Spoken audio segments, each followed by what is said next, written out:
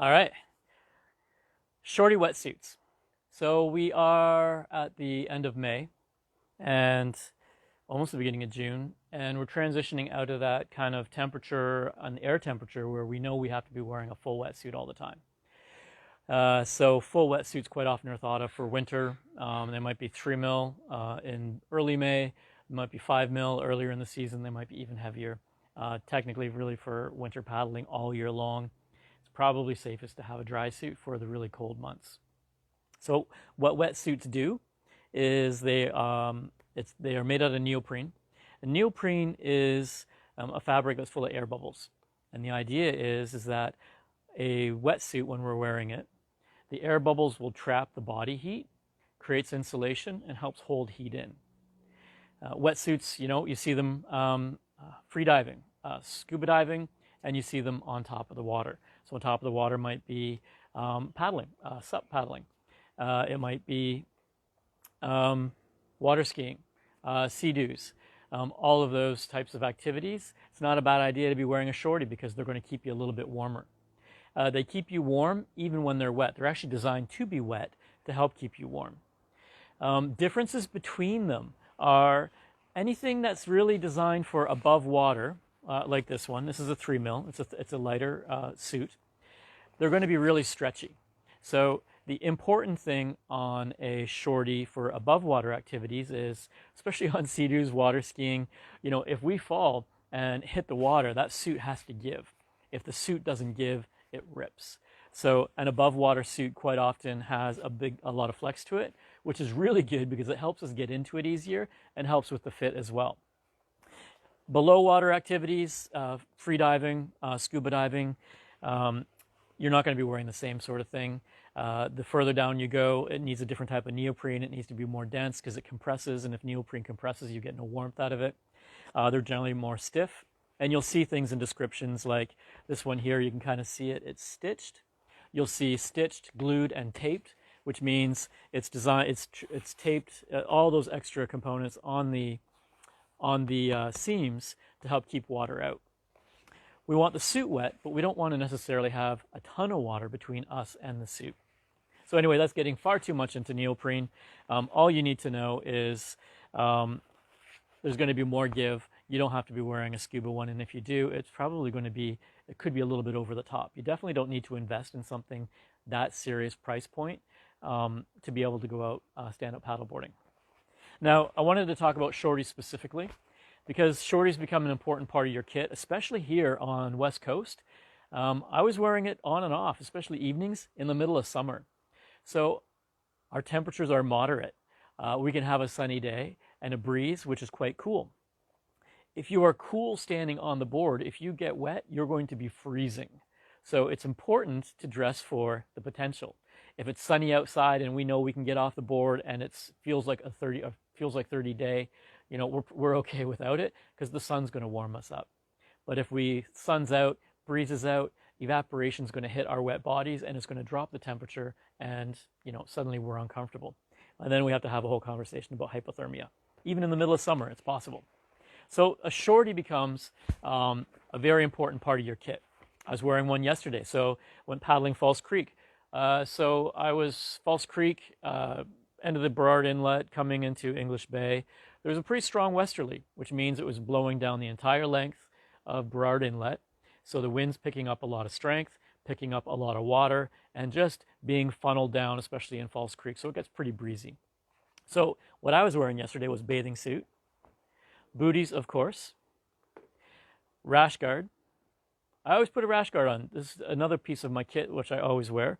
I like the long sleeves ones, means I don't have to wipe sunscreen all over my body. And except from here up, I don't have to worry about getting sun. It also absorbs sweat and perspiration and keeps some of it out of your suit, which is really nice. This is easier to clean than this. Also makes sliding in and out of this a lot easier with a silky layer underneath. So a rash guard is also something I would wear on a sunny day. Again, because it's an SPF 50 generally. You want to make sure it says that, but generally that's what they are. And it keeps the sun off, less sunscreen, less chemicals all over your body. Okay, so shorties are something that are worth wearing middle of summer or this time of year, even if ambient temperatures seem okay. And that's that idea that if we get wet and come out of the water, that breeze is going to cause evaporation. Evaporation is a cooling effect. The body heats the water on the surface, and the wind blows it and cools it off. So it has a whole cooling effect to the body. So even when we're out of the water, we're not necessarily going to get warm if we have a cool breeze. So that's where this comes in. Even when it's wet, a shorty is going to keep our core temperatures warm. So here mine comes up on the neck, up to here, stops at the sleeves, stops at the thigh, but our core, groin, some of the neck, and our core body are warm. So a bit about wetsuits in general, and shorty specifically, or not shorty specifically, but wetsuits more in general. Care of the wetsuit. You want to rinse it, especially if it's gotten salty. Give it a rinse afterwards. Drying it, flip it inside out. The inside takes longer to dry than the outside, and if you're planning on wearing this day after day after day and it's wet, dry the inside is important. That's the part that's going to go next to your skin and make it uncomfortable if it's cold and clammy. Dry the inside and then flip it and dry the outside. Putting them on. And this goes especially for full wetsuits. If you try to pull this on like a pair of pants, you're probably going to be seated on the ground, rolling around like a turtle stuck on its back. They don't pull on like pants very well, especially a full. It takes a lot to try and navigate your leg through that clingy material. So fold it in half. So essentially I have a pair of shorts.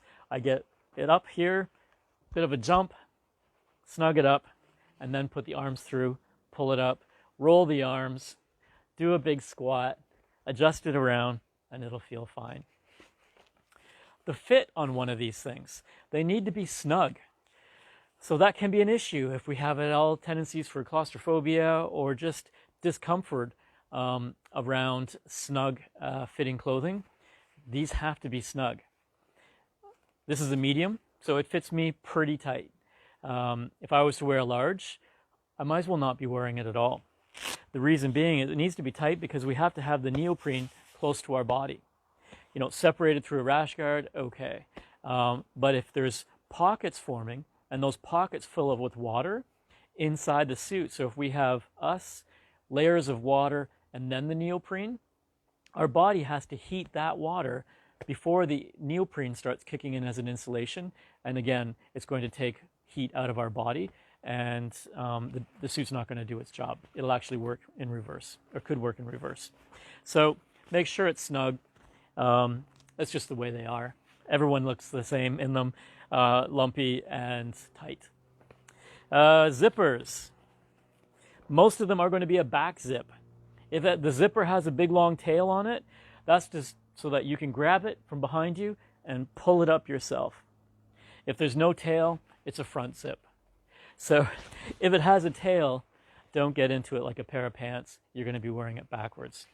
Zipper to the back, get in the suit, reach around and pull it up. Or better yet, have a buddy zip it up for you, especially if you're wearing a rash guard, because as you're trying to pull it up, there is a layer here between the zipper. So there's a zipper and then there's this fold of fabric. If it gets folded over and rash guard sticking through, then it's going to catch in the zipper.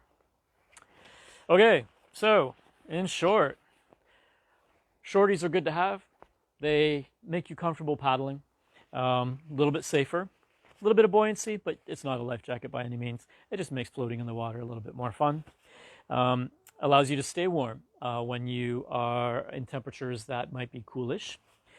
Gives you more paddling time and makes more paddles more accessible, even in the middle of summer. So this is always in my bag. I take it pretty much anytime I go paddling, just in case. Rinse it out afterwards, dry it inside out, and then flip it and dry the outside.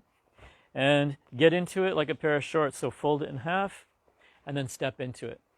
If this was a full wetsuit, I would say almost roll the legs halfway inside out, put it up to about the knee, and then roll it up your body. You don't jump into it, you don't stand into it. It's easier to roll it up and then get into it because, again, it's a tight fit. And lastly, booties. So when I was in Ontario, I hardly ever wore booties. I really like bare feet. I would much rather have bare feet. If it was a sandy beach or grassy area with clay even, I just went barefoot. I would only wear booties in the winter or fall or, spring. Here on the West Coast, pretty much wear them all the time because I realized as soon as I got here, barnacles really, really hurt the feet. And if it's low tide, for you to walk to the water is an excruciating process. So they're just good to have. These are 3 mil, somewhat waterproof. They have a good grip on the bottom. Velcro, super easy to get in and out of. Again, keep them in your kit. They're good to have. They're rigid. You can walk in them. You can walk on rocks on them. You're going to have a little bit of a slip hazard, so be cautious. With these, rinse them, rinse them, rinse them. They stink really quickly. A little bit of vinegar sometimes helps. Okay, so hopefully that was helpful. And yeah, next videos are going to be more onboard equipment or managing the boards. So have a great rest of your weekend, and I'll see you all soon.